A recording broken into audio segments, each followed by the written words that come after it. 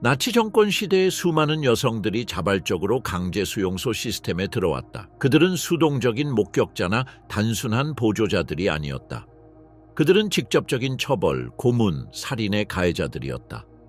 아우슈비츠에서 베르겐벨젠에 이르기까지 SS 여성 간수들은 체계적이고 일상적이며 많은 경우 치명적인 잔혹 행위를 저질렀다. 그들은 처형자로 온 것이 아니었다. 많은 이들은 평범한 직원들이었고 권력 행사 경험이 없는 젊은 여성들이었다. 그러나 시스템은 그들에게 제복과 간단한 명령, 그리고 아무런 결과가 없는 환경을 제공했다.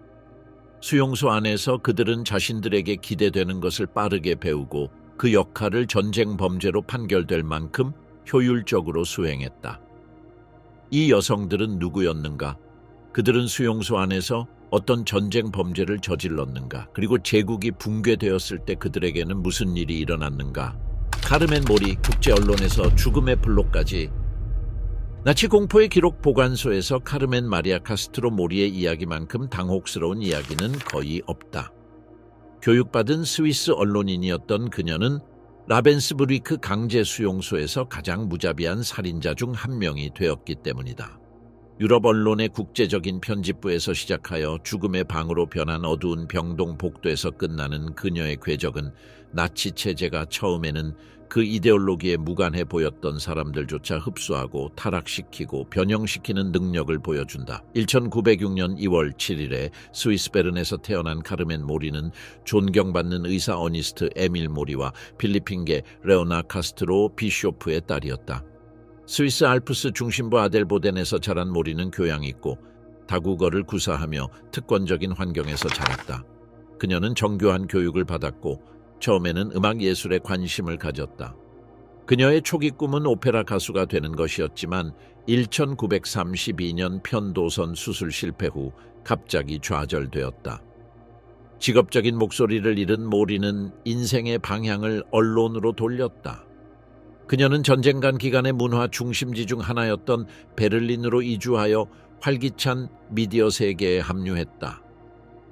울슈타인 통신사와 맨체스터 가디언과 협력하면서 외교, 지식인, 출판계에서 인맥을 쌓았다. 그 무렵 그녀는 이미 여러 언어를 구사했고 국제적인 환경에서 능숙하게 활동하는 놀라운 능력을 가지고 있었다. 그러나 1934년 제3제국의 공고화 과정에서 그녀의 프로필은 게슈타포의 주목을 끌었다. 브루노 사틀러, SD 시커하이츠 디엔스트 고위 관리가 그녀를 정보원으로 스카우트했다. 모리는 외국 국적, 언어 능력, 정치 및 문화계에 침투하는 능력 등 정보 활동의 이상적인 특징들을 갖추고 있었다. 이후 몇 년 동안 그녀는 프랑스와 스위스에서 잠복 요원으로 활동하며 독일 이민자 네트워크를 감시하고 특파원이라는 외관 아래 반나치 활동을 관찰했다. 그녀의 스파이 생활은 1938년 11월 프랑스 당국이 파리에서 그녀를 체포하면서 갑자기 끝났다. 간첩 혐의로 기소되어 1940년 4월 28일에 사형 선고를 받았다. 그러나 단 6주 후인 6월 6일에 사면을 받았다. 이 감형의 상황은 여전히 불확실하지만 이중 스파이로 협력을 제안했고 임박한 전쟁 상황에서 프랑스 정보 당국이 이를 받아들였을 것이라고 여겨진다. 독일의 프랑스 점령은 그녀를 애매한 상황에 놓이게 했다. 게슈타포에 의해 석방되었지만 연계를 받는 대신 불신을 받았다. 나치 당국은 모리가 프랑스와 협력했다고 의심했고 이는 그들에게 그녀를 잠재적인 반역자로 만들었다. 정보 활동에 재편입시키는 대신 감금하기로 결정했다. 1941년에 그녀는 라벤스부리크 강제 수용소로 이송되었다. 그러나 다른 정치범이나 일반 수감자들과 달리 그녀의 사건은 특별하게 처리되었다. 그녀는 강제 노역이나 처벌 수용소에 수감되지 않았다. 많은 사람들이 말기 단계에 있거나 정신장애를 앓고 있던 환자들을 위한 시포 블록의 블로겔 테스트에 블록 책임자로 임명되었다. 그곳에서 모리는 효과적인 감독 없이 광범위한 처벌의 여지가 있는 절대 권력을 행사할 새로운 플랫폼을 발견했다. 블로겔 테스트의 역할은 수용소 내부 권력 구조에서 중심적이었다. 형식적으로는 수감자였지만 블록 내 모든 수감자에 대한 권한을 가지고 있었고 SS 기구와 수감자들 사이의 중개자 역할을 했다. 카르멘 모리의 손에 이 역할은 멸종의 도구가 되었다. 그녀의 감독회 10호 블록은 고의적인 과실, 체계적인 고문, 의료 절차로 위장된 은밀한 살인의 중심지가 되었다. 전쟁 후에 수집된 영국 문서와 사법 기록은 모리가 적어도 60건의 살인에 직접적으로 연루되었음을 보여준다. 그녀는 페놀이나 정맥주사로 공기를 주입하여 병들거나 쓸모없다고 여겨지는 여성의 빠른 죽음을 유발했다. 때로는 직접 치사량을 투여했고 때로는 가포 역할을 하는 다른 수감자들에게 지시했다. 이러한 사망은 공식적으로 자연사 또는 질병으로 기록되었다. 살인 외에도 일상적인 신체적, 정신적 폭력을 행사했다.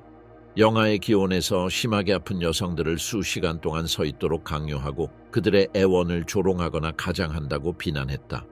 고무 튜브로 때리고 기본적인 의료 서비스를 거부하고 담요, 약품, 음식의 배급을 임의로 결정했다. 그녀의 언어는 잔인하고 비인간적이었다. 그녀는 정신질환자들을 생물학적 쓰레기, 인간 쓰레기, 퇴화된 동물이라고 불렀다. 그녀의 수용소 내 명성은 빠르게 높아졌다.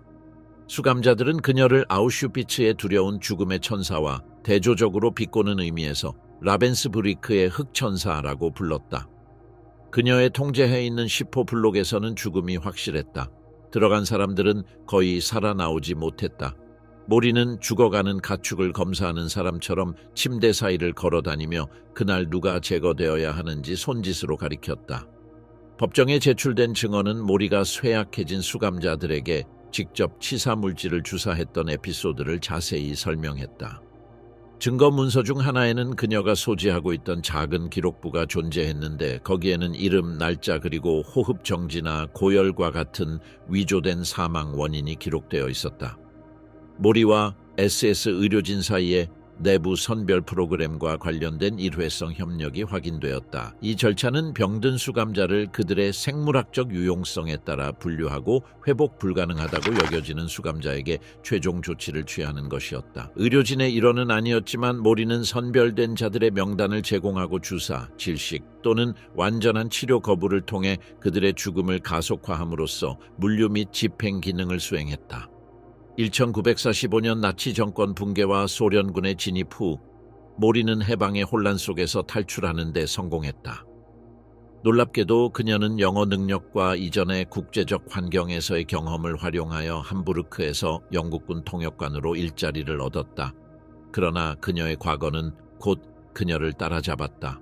전 수감자 한 명이 그녀를 알아보고 신고했고 이로 인해 그녀는 체포되어 즉시 리백으로 이송되어 영국 군사정보부의 신문을 받았다.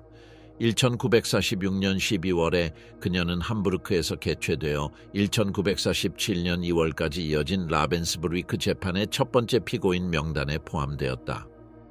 영국 관할권 하에 있던 이 법정은 전쟁 범죄와 반인륜 범죄 혐의로 수용소 여성 직원들을 재판했다. 재판 중 검찰은 증거 문서, 위조된 사망 증명서, 수감자 진술, 의료 보고서, 수용소 내부 서신 등을 제시했다. 주사를 통한 살인 절차, 혼수 상태나 사망으로 이어지는 구타, 그리고 수감자의 육체적 붕괴를 가속화하기 위한 고의적인 조치들이 자세히 설명되었다. 모리는 자신의 수용소 내 존재와 직책을 부인하지 않았지만 상관의 명령에 따라 행동했으며 개인적으로 살해할 의도가 없었다고 주장했다. 그녀는 단지 관리 업무만 수행했으며 사망에 대해서는 의료진이 책임이 있다고 주장했다. 법원은 풍부한 물적 증거와 그녀의 의료 블록 내 계급 때문에 이 주장을 기각했다. 그녀는 1947년 2월 3일에 사형 선고를 받았다. 1947년 4월 9일 예정된 처형 직전에 그녀는 자신의 감방에서 숨진 채 발견되었다. 그녀는 면도칼로 자살했다. 그녀의 시신은 영국 군인들의 감시해 함부르크 교도소 근처 묘지에 무덤 없이 매장되었다. 그 후 공식적인 성명은 발표되지 않았다. 게르타 보테, 죽음의 행진의 치명적인 그림자. 게르타 보테는 평범한 독일 여성 노동자에서 나치 테러의 가해자로 전형적인 변신을 보여주는 인물이다. 1921년 1월 3일에 메클렌부르크 슈베린의 테테로에서 태어난 그녀는 극단적인 정치적 배경이나 소속 없이 노동계급의 시골 환경에서 자랐다. 그녀의 어린 시절은 바이마르 공화국 시대의 빈곤과 만연한 실업으로 특징지어지는 소박한 가정 환경에서 보냈다. 1940년대 초반 그녀는 가족이 운영하는 목공 작업장에서 일했고 나중에는 현지 공장병원에서 간호조무사로 일하며 주로 산업재해를 입은 노동자들을 돌봤다. 그녀는 나치당에 가입하지 않았지만 당시 여성 청소년 단체인 독일 소녀 연맹 분드처 매들의 일원이었다. 많은 독일 청소년 소녀들에게 의무적인 이 단체 소속은 그녀를 간접적으로 국가기구와 연결시켰다. 1942년 최종 해결책의 일환으로 수용자 수가 기하급수적으로 증가함에 따라 정권은 수용소 공석을 채우기 위해 여성의 모집을 강화했다. 보테는 이 시스템에 편입된 사람들 중 한 명이었다. 같은 해 그녀는 여성 친위대의 주요 훈련소인 라벤스부르크로 파견되어 한 달간의 집중 교육을 받았다. 거기서 그녀는 복종 규칙, 감시 기술, 수감자 관리, 강제 노동, 그리고 육체적 처벌에 대한 교육을 받았다. 이것은 학문적이나 기술적인 훈련이 아니라 수용소 시스템의 방법에 대한 속성 훈련이었다. 감독관들은 주저없이 규율을 부과하는 능력, 이념적 충성도, 그리고 통제 수단으로서의 폭력 사용 의지에 따라 평가받았다. 1942년 10월 게르타 보테는 단치스크에서 36km 떨어진 곳에 위치한 슈투트호프로 배치되었다. 이곳은 폴란드 유대인, 파르티잔, 그리고 정치범들을 위한 지역적 집단 학살 센터로 기능했다. 거기서 그녀는 아우프제어링 감독관으로서 야외 강제 노동대를 감독하며 실제 근무를 시작했다. 그녀는 근무 초기부터 육체적 잔혹성을 보였다. 후속 보고서들은 그녀가 수감자들을 손으로, 고무곤봉으로, 그리고 소총 개머리판으로 때렸다고 묘사한다.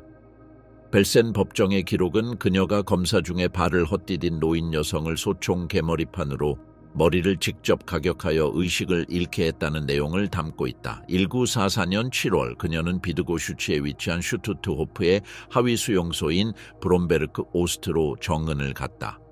그곳에서 수감자들은 탄약 공장이나 군사 저장 시설에서 최대 14시간의 힘든 노동에 시달렸다. 보테는 노동대 중 하나를 담당했고 여러 목격자들에 의해 가장 잔혹한 간수 중 한 명으로 지목되었다. 지휘 구조는 아우프제어린들이 최대 100명의 여성들을 완전히 통제할 수 있도록 허용했고 보테는 이 권력을 이용하여 천천히 걷기, 간수를 직접 바라보기, 또는 일하는 동안 말하려고 시도하는 등의 인식된 불복종에 대해 구타로 처벌했다. 1945년 초 서쪽으로 진군하는 적군으로 인해 나치는 여러 수용소를 비우게 되었다. 보테는 그 잔혹함으로 역사에 남게 될 피난 행진의 호위로 배치되었다. 1945년 1월 21일 수천 명의 수감자들은 단치스크를 떠나 벨센으로 향하는 500km가 넘는 길을 혹독한 겨울에 도보로 이동하도록 강요받았다. 수십 년 만에 가장 추운 겨울이었고 기온은 영하 20도 이하로 떨어졌으며 대부분은 부적절한 옷을 입고 장갑이나 보온 장비 없이 걸었고 배급은 하루에 검은 빵 한 조각이었고 그마저도 항상 있었던 것은 아니었다. 한 달 이상의 여정 동안 저천증, 영양실조, 감염, 그리고 완전한 탈진으로 인한 사망이 잇따랐다. 보테는 엮인 가죽 채찍과 베르마흐트의 표준 소총인 카라비너 98크를 들고 행렬을 따라 걸었다. 그녀는 멈추거나 발을 헛디디거나 속도를 늦추는 사람들을 체계적으로 때렸다. 법정 보고서에 따르면 그녀는 기절한 16살 소녀를 향해 소총 개머리판으로 직접 공격한 것과 추위로 쓰러진 여성들을 걷도록 강요하기 위해 몽둥이로 여러 차례 폭행한 것이 있다. 계속 걸을 수 없는 사람들의 시체는 길가에 버려졌고 몇 시간 안에 얼어 죽었다.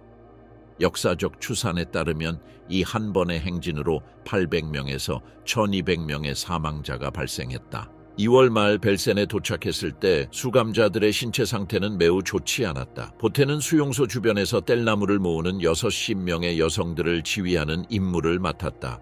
그녀가 부과한 규율은 동일한 잔혹성을 유지했다. 여성들은 일하는 동안 멈출 수 없었고 휴식은 허용되지 않았으며 벽에 기대 앉으려는 시도는 뺨을 때리거나 발로 차거나 몽둥이로 때리는 처벌을 받았다. 한 증인은 법정에서 보태가 10m 이상 머리채를 잡고 한 수감자를 끌고 가서 죽이겠다고 직접 위협하며 구덩이에 들어가게 했다고 증언했다. 1945년 4월 티푸스 전염병, 식량 부족, 그리고 과밀로 인해 수용소의 완전 붕괴가 임박했을 때 보태는 마지막 순간까지 자신의 처벌 방식을 계속했다. 10,000명을 수용할 수 있는 벨센에는 6만 명이 넘는 수감자가 있었다. 위생 상태는 전무했고 시체는 묻히지 않고 쌓여 있었다. 그럼에도 불구하고 보태는 매일 자신의 작업반의 인원을 점검했고 도열하지 못하는 사람들을 때렸다. 그녀는 1945년 4월 15일에 수용소 해방 당시 영국군에 의해 체포되었다. 그 당시 그녀는 여성 친위대에 규정된 갈색 제복을 입고 있었다. 그녀는 다른 간수들과 행정 직원들과 함께 첼레 감옥으로 이송되어 신문을 받았다. 1945년 9월부터 11월까지 르네부르크에서 열린 벨센 재판에서 보태는 주요 피고인 중 한 명이었다. 그녀는 수감자들을 때린 것을 인정했지만 자신의 임무의 일환으로 그랬고 살해할 의도는 없었다고 주장했다. 그녀는 후회를 보이지 않았고 피난 행진에 참여한 것을 부인하지 않았다. 법원은 그녀의 변론을 받아들이지 않았다. 10명이 넘는 목격자들이 슈투트호프, 브롬베르크 오스트, 벨센에서의 구체적인 폭력 장면에서 그녀를 지목했다. 채찍 사용, 소총 개머리판으로 때리기, 이미 쓰러진 여성들을 반복적으로 발로 차기, 그리고 행진 중 사망에 대한 고의적인 무시에 대한 상세하고 일치하는 묘사가 제시되었다. 증거는 그녀를 전쟁 범죄로 유죄 판결하기에 충분했다. 1945년 11월 17일 게르타 보테는 10년형을 선고받았다. 그녀는 영국군의 관리해 아이샤흐 감옥에서 복역했다. 1951년 하위 범죄로 간주되는 범죄자들의 형량 감면 정책의 일환으로 그녀의 형량은 감형되었고 6년간의 실형을 마치고 그해 12월에 석방되었다. 그녀는 수십 년 동안 대중의 관심을 피하다가 2004년에 독일 다큐멘터리를 위해 자발적으로 텔레비전 인터뷰에 참여했다. 그녀는 수용소에서의 경험을 묘사했지만 죄책감이나 책임감을 표현하지 않았다. 그녀는 다시 한번 단지 명령을 따랐을 뿐이고 모든 것이 전쟁의 일부였다고 주장했다. 그녀의 얼굴과 이름은 수백 명의 여성들이 나치 탄압기구에 적극적으로 참여했지만 자신의 행동의 심각성에 대해 완전히 재판받거나 처벌받지 않았다는 사례로 국제 언론에 다시 등장했다. 마리아 만델, 아우슈비츠의 죽음의 여인.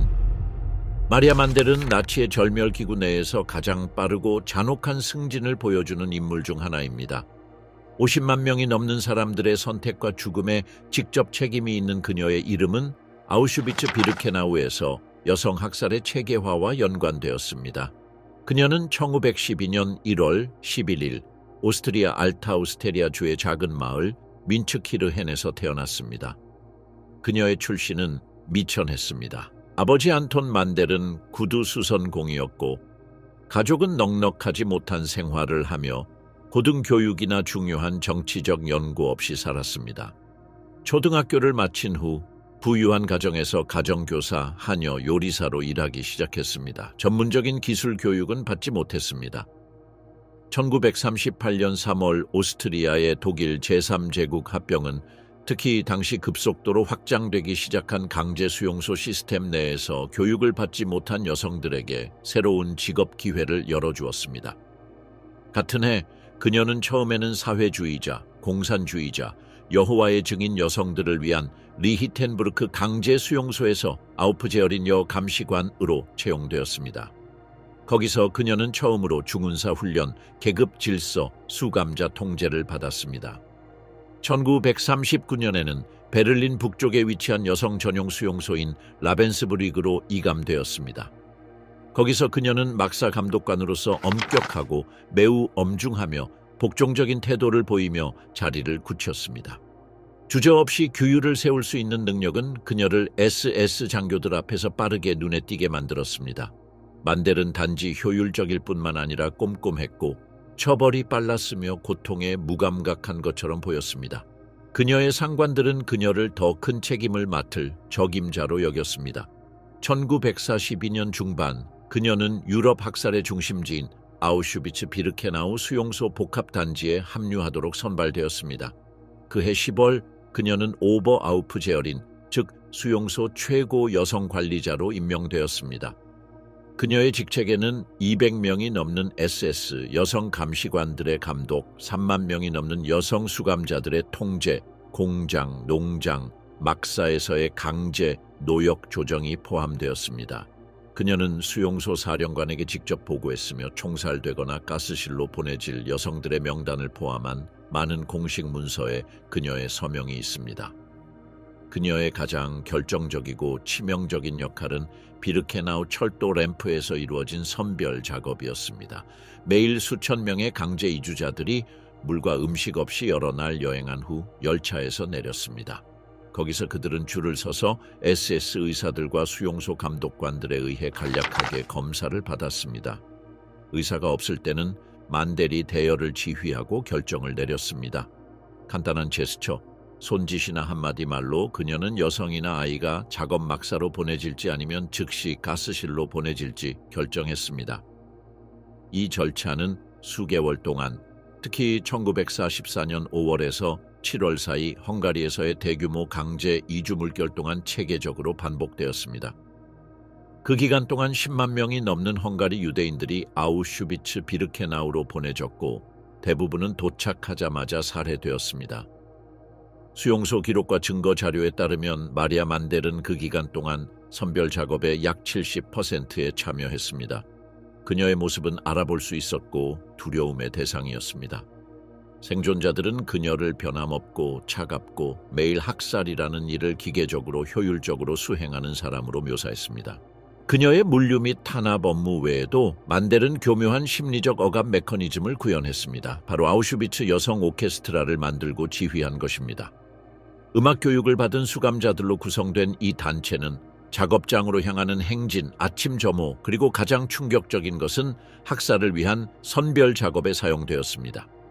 여성들과 아이들이 살해당하도록 분리될 때 베토벤, 브람스, 슈베르트의 음악이 연주되었습니다. 음악은 통제라는 그럴듯한 분위기를 조성하는 동시에 비인간화의 도구로 사용되었습니다. 만델은 직접 연습을 지휘하고 레퍼토리를 선정하고 오케스트라에 누가 참여할 수 있는지 결정했습니다. 수많은 단원들이 수년 후 증언하기를 학살 과정 동안 음악 연주를 강요당했고 가족이나 동료들이 죽음으로 끌려가는 동안 침착함을 유지하도록 강요당했다고 했습니다. 만델이 이러한 행사를 위해 요구한 곡 중 하나는 베토벤의 교향곡 9번 3악장이었고 이 곡은 수주 동안 반복해서 연주되었습니다. 수용소 내부에서 그녀의 영향력은 그녀가 내린 어떤 명령도 불가항력적인 규칙으로 여겨질 정도였습니다. 그녀의 공식 계급은 수용소의 전반적인 계층 구조에서 가장 높은 것은 아니었지만 여성 구역에서는 많은 운영 측면에서 남성 장교들보다도 권위가 더 컸습니다. 그녀는 하급 감시관들의 보고서를 검토하고 처벌을 승인하고 내부 이동을 승인하고 의학적, 신체적, 징계적 이유로 쓸모없는 것으로 간주되는 여성 명단에 서명했습니다. 그녀는 감시관들 사이의 지휘체계를 유지하는 엄격함도 문서화되었습니다. 그녀는 하급자들 사이의 무질서를 용납하지 않았고 부적절하다고 생각되는 어떤 행동에 대해서도 즉각적인 처벌을 명령했습니다. 수감자가 차례를 어기고 말하는 것을 허용한 감독관은 즉시 강등되었습니다. 위반에 대해 신체적 처벌을 가하지 않은 감독관은 처벌 조치로 하위 수용소로 보내졌습니다. 마리아 만델은 적군의 징역에 따라 수용소의 점진적인 철수가 시작된 1944년 말까지 아우슈비츠에 머물렀습니다. 그녀는 다하우의 하위 수용소인 민돌프로 잠시 이송되어 정권이 최종적으로 몰락할 때까지 소수의 감시관과 수감자들을 감독했습니다. 1945년 8월에는 바이에른에서 미군에게 체포되었습니다. 초기 신문에서 그녀는 자신의 역할이 행정적이었다고 주장하며 살인에 직접 가담한 것을 부인했습니다. 그러나 그녀의 이름은 이미 대량 살인의 주요 용의자들 목록에 올라 있었습니다. 그녀는 폴란드로 송환되어 1947년 11월에서 12월 사이에 크라쿠프에서 열린 제2차 아우슈비츠 재판에서 재판을 받았습니다. 이 재판에서 그녀는 반인륜 범죄, 학살을 위한 선별 작업에 적극적으로 참여, 비인간적인 조건 하에 강제 노역 조정, 문화적 자원을 억압 도구로 사용한 혐의를 받았습니다. 제출된 증거에는 그녀가 서명한 공식 문서, 수송 목록, 수용소 내부 보고서, 다른 SS 여성 감시관들의 진술, 그리고 아우슈비츠 오케스트라 전 단원을 포함한 24명의 생존자들의 증언이 포함되었습니다. 날짜, 이름, 그리고 문서화된 결과를 통해 특정 에피소드가 재구성되어 수만 명의 사망과 그녀를 직접적으로 연결했습니다. 1947년 12월 20일 법원은 그녀를 유죄로 판결하고 교수형을 선고했습니다. 1948년 1월 24일 그녀는 공범들과 함께 크라쿠프의 몬텔루피치 감옥에서 처형되었습니다. 그녀는 최후 진술이나 공개 유언장을 남기지 않았습니다. 그녀의 시신은 공식적인 의식 없이 매장되었습니다. 안넬리제 콜만 베르겐 벨젠의 침묵의 채찍. 안넬리제 콜만은 정치적 배경 없는 민간인 노동자에서 나치 강제 수용소 시스템에서 가장 두려운 간수 중 한 명으로 변신한 것을 보여주는 인물입니다. 그녀는 1921년 3월 1일 독일 함부르크에서 태어났습니다. 젊은 시절 그녀는 한자 도시 함부르크의 도시 교통망에서 전차 운전수로 일했는데 많은 남성들이 전선으로 징집된 전쟁 후반기에 여성들 사이에서 흔한 직업이었습니다. S에 징집되기 전에는 군사훈련이나 억압기관 경험이 없었지만 1944년 말 라이히의 물류 붕괴는 강제수용소 인력 수요 증가를 충당하기 위한 여성 징집 캠페인을 가속화시켰습니다. 1944년 10월에 그녀는 함부르크 남동쪽에 위치한 노이엔감의 강제수용소로 파견되어 아우프제허린 여성 간수로서 기본훈련을 받았습니다. 처음에는 일반 죄수 수용소로 계획되었던 이 수용소는 점차 정치범, 반체제 인사 및 추방된 유대인들을 위한 강제 노역 수용소로 변모했습니다. 신규 간수를 위한 훈련 과정은 3주간 지속되었고 질서 유지, 무비 판적 복종 및 체벌 적용 기술에만 집중되었습니다. 의료 교육이나 고급 무기 훈련은 포함되지 않았습니다. 훈련은 SS 요원들이 주도했고 신병들에게 체계적인 위협과 일상적인 폭력을 통제 수단으로 사용하여 질서를 유지하는 방법을 가르쳤습니다. 이 훈련 기간 동안 콜만은 체벌에 특히 적합한 인물로 인식되었습니다. 주저없이 가혹한 처벌을 내리는 그녀의 성향은 수용자들에 대한 직접적인 감시 임무에 즉시 배치되도록 보장했습니다. 그녀는 1944년 12월 소련군의 징역으로 아우슈비츠와 동부 다른 수용소에서 수감자들이 대거 이송되기 시작할 무렵 베르겐 벨젠으로 전출되었습니다. 그곳에서 그녀는 특징적인 900cm 길이의 가죽 채찍을 허리에 차고 다니며 수감자들에게 자주 사용했습니다. 베르겐 벨젠에서 콜만은 아침과 저녁 점호를 담당했고 막사와 작업장 사이의 내부 이동을 감독했습니다. 그녀의 채찍 사용은 과도하고 끊임없었습니다. 균형을 잃거나 줄을 서는데 시간이 걸리거나 이동 중에 단순히 넘어지기만 해도 수감자들을 때렸습니다. 영국 당국의 신문 과정에서 수집된 증언 중 하나에 따르면 콜만은 젊은 여성이든 노인이든 병든 여성이든 구분 없이 하루에 20회 이상 채찍질을 했다고 합니다. 기록된 피해자 중에는 다른 수용소에서 화차로 이송되는 과정에서 신발을 잃어버린 후 점회 신발 없이 나타났다는 이유로 공개적으로 채찍질을 당한 폴란드 여성이 있습니다. 이 폭행으로 다리와 허리에 부상을 입었고 의료 서비스 부족으로 악화되었습니다. 콜만은 또한 바닥에서 음식을 줍거나 동료들과 음식을 나누거나 허락 없이 말하는 등의 사소한 행위에도 처벌을 가했습니다. 가장 잘 기록된 사례 중 하나는 헝가리 여성 수감자가 강제 노역에 선발될까 두려워 딸을 창고에 숨기려던 어머니를 15분 이상 채찍질했다는 증언입니다. 수용소 해방 후 작성된 영국 의료 보고서는 피해자의 양쪽 어깨뼈 골절과 가슴과 다리의 멍을 확인했습니다. 이 처벌은 다른 수감자들이 목격했고 집단적 경고로 실행되었습니다. 1945년 3월 하노버의 분소가 해체될 때 콜만은 베르겐 벨젠으로 향하는 강제 행군에 참여했습니다. 이 행군은 극한의 기상 조건 해서 하루에 25km까지 이어지는 행군으로 따뜻한 옷도 충분한 음식도 없었고 무장 경비가 있었습니다. 콜만은 무리의 가장자리에서 걸으며 속도를 늦추는 수감자들에게 채찍이나 몽둥이로 때렸습니다. 그녀는 목에 금속 손전등을 걸고 다녔는데 야간에는 손잡이를 즉석 무기로 사용하기도 했습니다. 기록된 적어도 3건의 사례에서 그녀의 폭행으로 인한 직접적인 사망 사례가 있습니다. 가장 약한 수감자들은 옷이나 머리카락을 몽둥이에 묶인 채 걷도록 강요받았고 멈추지 않도록 반복적으로 구타당했습니다. 휴식은 허용되지 않았고 쓰러지는 사람들은 길가에 버려졌습니다. 1145년 4월에 그녀가 베르겐벨젠에 도착했을 때 수용소는 이미 붕괴 직전이었습니다. 3분의 1 수용 능력을 가진 시설에 6만 명이 넘는 수감자들이 수용되어 있었습니다. 상수도는 없었고 식량 공급은 중단되었으며 시체가 막사 사이에 쌓였습니다. 발진 티푸스가 통제 불능으로 확산되어 하루에 300명 이상이 사망했습니다. 수용소의 심각한 상태에도 불구하고 콜만은 해방 불과 이틀 전인 4월 13일까지 체벌을 계속했습니다.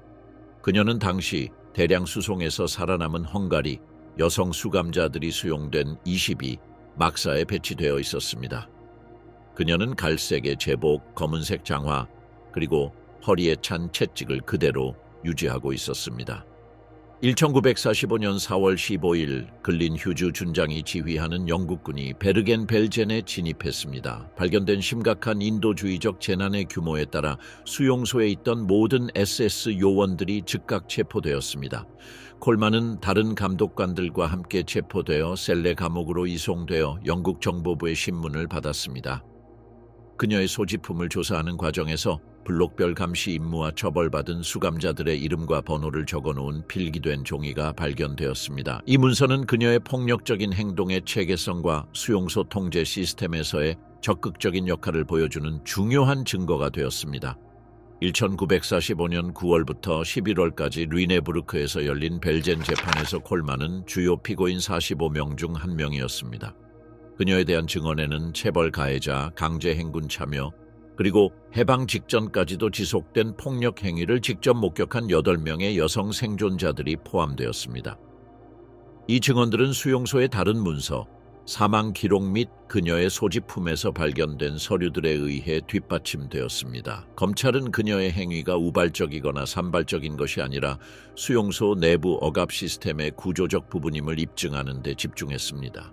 콜만은 수감자들을 때린 사실을 부인하지 않았지만 혼란스러운 상황에서 질서를 유지하기 위해 그랬다고 주장했습니다. 그녀는 살인 의도가 없었고 처형에 직접 참여하지 않았다고 주장했습니다. 수용소의 상황이 비인간적이었음을 인정했지만 책임은 고위 지휘관들에게 있다고 말했습니다. 그러나 법원은 그녀의 폭력의 규칙성, 강도 및 지속성이 국제법과 수용소에서 저지른 범죄에 적용되는 관할권에 따라 전쟁 범죄를 구성한다고 판단했습니다. 1945년 11월 17일 그녀는 10년형을 선고받았습니다. 그녀는 영국군의 감시해 아이히하 감옥에서 복역했습니다. 1951년에 직접 처형이나 고위 지휘관에 대한 책임과 관련하여 소규모 범죄에 대한 책임이 있는 것으로 분류된 유죄 판결자들에게 적용된 감형 정책의 일환으로 조기 석방되었습니다. 그녀는 수십 년 동안 세상의 눈에 띄지 않았습니다. 그녀는 더 이상 법정에 출두하지 않았고 과거와 관련된 공개 행사에도 참여하지 않았습니다. 그녀의 모습은 80년대에 기밀 해제된 기록에서 확인될 때까지 그림자 속에 남아 있었습니다. 그 이후로 그녀의 이름은 제3제국의 마지막 몇 달 동안 SS 여성 요원들이 일상적으로 사용한 신체적 폭력의 가장 악명 높은 사례 중 하나로 학술 연구와 사법 연구에 다시 등장했습니다. 이르마 그레제, 나치 지옥의 아름다운 짐승. 이르마이다 일제 그레제는 시골 독일 소녀에서 극도의 젊음과 체계적인 잔혹함으로 악명 높은 나치 여성 간수로 완전히 변모한 것을 보여주는 사례입니다. 1923년 10월 7일 메클렌부르크 포어폼머른주 브레헨에서 태어난 그녀는 아버지가 우유업을 하는 노동자 가정에서 자랐고 아버지는 국가사회주의당의 적극적인 당원이었기에 이르마는 어린 시절부터 나치 이데올로기를 자연스러운 교육의 일부로 접했습니다. 14살에 독일 여성연맹 분드더이처 매들에 가입하여 나치의 인종주의 원칙, 국가에 대한 절대 복종, 독일 인종 공동체를 위한 개인적 이익의 희생 등을 체계적으로 주입받았습니다. 간호사가 되려는 시도가 독일 적십자 등의 기관에서 거부당하자 15살에 학교를 중퇴했습니다. 1942년 18살에 라벤스부리크를 통해 여성 수용소 시스템의 견습생으로 들어갔습니다. 6주 동안 감시, 체벌, SS의 계급 구조, 주저없이 체계적인 폭력을 행사할 수 있는 사고방식 함양 등에 중점을 둔 집중적인 훈련을 받았습니다. 그녀는 절대적인 복종, 연민 없는 처벌 능력, 시스템 목표에 대한 전적인 헌신 등의 뛰어난 자질을 보였습니다.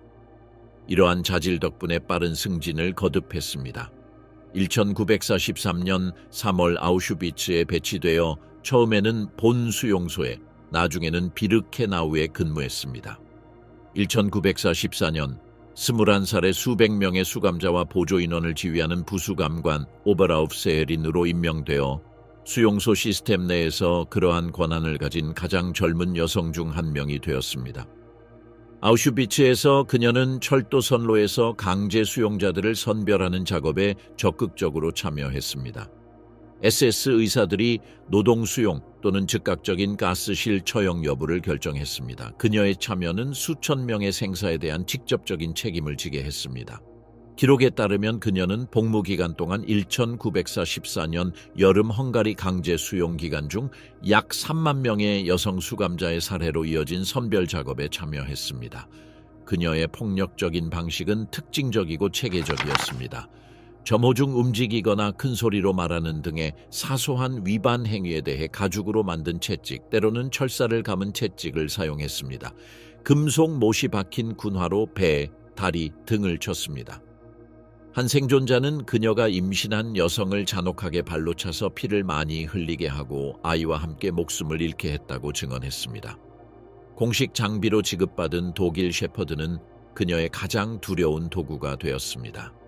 그녀는 수감자들을 공격하도록 개를 훈련시켰고 행렬에서 이탈하거나 넘어지거나 단순히 권력 과시 중에 길을 막는 사람들에게 개를 부추겼습니다. 개에 물려 직접적인 상처나 치료받지 못한 후유증으로 사망한 경우도 여러 차례 있었습니다. 검사 시에는 규정 권총을 휴대했지만 수감자에게 발포한 기록은 없습니다. 공개 처벌 시 권총 손잡이로 때리거나 징계 위반 시 권총을 반쯤 빼들어 위협하는 데 사용했습니다. 그녀는 엄격함, 체계적인 행동, 강박적인 규율을 특징으로 했으며 완벽한 군사 자세를 유지했고 하급 간수들에게도 극도로 엄격했습니다. 공개 처벌 중에 규율이 질서를 유지한다, 불복종은 죽음과 같다는 등의 말을 자주 했는데 이는 수용소 이데올로기에 대한 개인적인 헌신과 극단적인 폭력이 통제를 유지하는 데 필요한 수단이라는 확신을 반영합니다.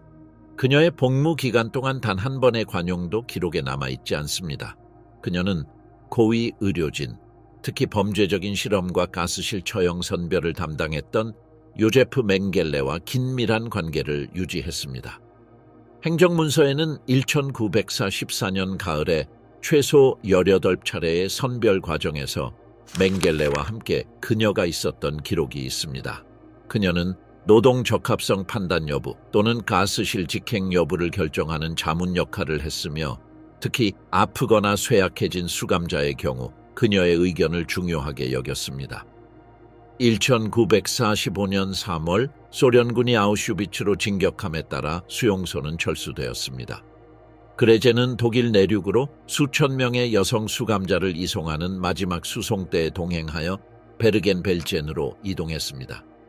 이미 과밀과 발진 티푸스 유행으로 붕괴된 베르겐벨젠은 그녀 경력의 마지막 무대가 되었고 영국군이 도착할 때까지 폭력적인 방식을 유지했습니다. 1945년 4월 15일 철수하지 못한 베르겐벨젠 수용소 직원들과 함께 체포되어 르네부르크에서 열린 벨젠 재판 1945년 9월 11월에서 재판을 받았습니다. 아우슈비츠와 베르겐벨젠 생존자를 포함한 27명의 증인이 특별히 그녀에 대해 증언했으며 그녀의 지휘 아래 근무했던 보조 인원들도 포함되었습니다. 증거에는 그녀가 가스실 선별에 적극적으로 참여했다는 선서 진술, 채찍을 체계적으로 사용하고 조직적으로 개를 이용하여 공격했다는 일관된 진술, 그녀의 흔한 처벌과 일치하는 부상에 대한 의료 보고서, 감독관으로서 그녀의 서명이 있는 공식 문서가 포함된 사진 등이 포함되었습니다.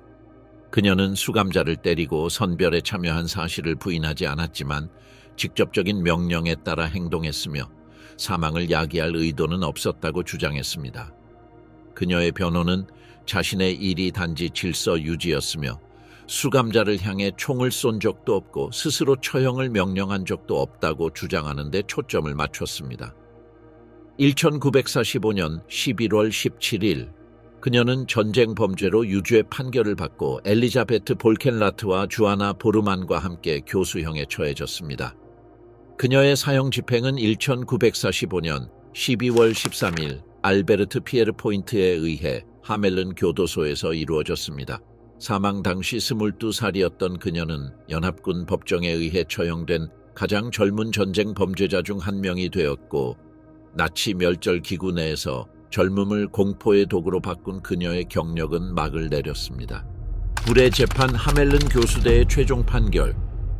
1945년 4월 15일 베르겐-벨젠 해방은 영국 당국으로 하여금 최초의 전범 재판 중 하나를 조직하고 국제사법의 전례를 세우도록 만든 상황을 드러냈습니다. 매장되지 않은 10,000명의 시체와 위독한 상태의 6만 명의 생존자 발견은 이후 재판의 모델이 될 즉각적인 사법적 대응을 요구했습니다. 벨젠 재판은 르네부르크에 있는 영국 군사재판소의 관할권 해에 설립되었는데 이곳은 수용소와의 근접성과 적절한 사법시설의 이용 가능성 때문에 선택되었습니다. 당국은 범죄와 결과 사이에 직접적인 연관성을 확립하고 정의가 가해자들이 행동했던 바로 그 장소에서 그들을 잡을 것이라는 점을 증명하기 위해 독일 영토에서 재판을 진행하는 것이 중요하다고 생각했습니다. 심리는 1945년 9월 17일부터 11월 17일까지 진행되었으며 R.F. 스콧 중령이 주재하고 전문군 검사와 공식적으로 임명된 변호인이 참여했습니다. 법적 기반은 영국 육군의 전쟁 범죄 법령으로 점령 지역에서 전쟁 포로와 민간인에 대한 잔혹 행위에 대한 책임자를 기소하기 위해 특별히 고안된 법률이었습니다. 이 법률은 개인의 범죄 의도에 대한 직접적인 증거를 요구하지 않고도 반인도 범죄에 대한 재판을 허용하여 범죄 시스템에 대한 알려진 참여가 유죄를 판단하기에 충분한 증거를 구성한다고 규정했습니다. 이 원칙은 수용소가 각 참여자가 자신의 계급에 관계없이 최종 결과에 기여하는 집단적인 범죄 기업으로 기능했음을 인정했습니다. 45명의 피고인 중 16명은 라벤스부리크, 아우슈비츠, 베르겐-벨젠에서 근무했던 여성 SS 대원이었습니다. 이러한 상당한 비율은 나치 범죄에 대한 책임이 여성이 멸절 시스템에 적극적으로 참여한 것을 포함한다는 것을 명시적으로 인정한 것이며 조직적인 폭력에서 성역할에 대한 전통적인 개념에 도전하는 것이었습니다. 주요 피고인은 이르마 그레제, 엘리자베트 폴켄라트, 후아나 보르만이었는데 여러 증인은 그들이 살인, 체계적인 구타, 가스실 선별 참여에 직접적인 책임이 있다고 지적했습니다. 다른 피고인으로는 안넬리제 콜만, 헤르타 엘러트, 일제 로테, 그레테 보젤 등이 있는데 각자 직접적인 증언과 문서 증거를 바탕으로 특정 혐의에 직면했습니다. 사법 절차는 증거 제출과 증언 확인에 대한 엄격함을 특징으로 했습니다. 규칙은 추가적인 출처로 입증된 구두 증언, 반대 신문을 통해 확인된 선서 진술, 서면 명령과 행정 기록을 포함한 공식 문서, 채찍, 유니폼 직원이 사용한 무기와 같은 회수된 물체의 허용을 허용했습니다. 방법론은 개별적인 범죄 의도를 증명할 필요가 없고 반인도 범죄를 저지르도록 설계된 시스템에 대한 지식과 참여를 증명해야 함을 규정했습니다. 각 피고인은 필요한 경우 통역과 무죄 증인을 제시할 시간을 포함하여 변호권을 가졌지만 압도적인 증거로 인해 변호는 명령에 대한 복종이나 결과에 대한 무지의 부인에 집중되었습니다. 사형 선고를 받은 세 여성은 여러 증인에 의해 가장 심각한 범죄에 대한 책임자로 확인되었습니다. 살인에 대한 직접적인 참여, 고문을 통해 사망에 이르게 한 체계적인 고문의 적용, 가스실 선별에 대한 의식적인 참여, 여러 수용소에서 장기간에 걸쳐 이러한 행동을 유지한 것입니다. 재판부는 잔혹함의 수준, 계급, 범죄 행위의 지속기간, 피해자의 규모가 사형을 정당화한다고 판단했습니다. 판결은 1945년 11월 17일 심리가 종료된 직후 내려졌습니다.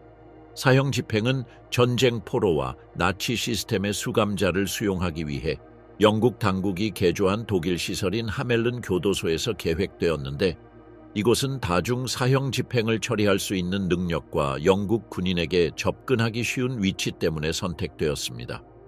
1945년 12월 13일의 사형 집행은 경부 골절을 통해 즉각적인 사망을 보장하기 위해 장낙하 시스템을 개발한 영국 공식 집행인 알베르트 피에르 포인트가 수행했습니다. 그의 절차는 표준화된 프로토콜을 따랐습니다. 독방에서 개별적으로 이동, 정확한 로프 길이 계산을 위한 키와 몸무게 기록, 강철 해치 위에 배치, 레버 작동을 통한 집행입니다. 하멜른 교수대는 최대 3명의 동시 집행을 허용했지만 그날은 기술적 정확성을 보장하기 위해 개별적으로 수행되었습니다.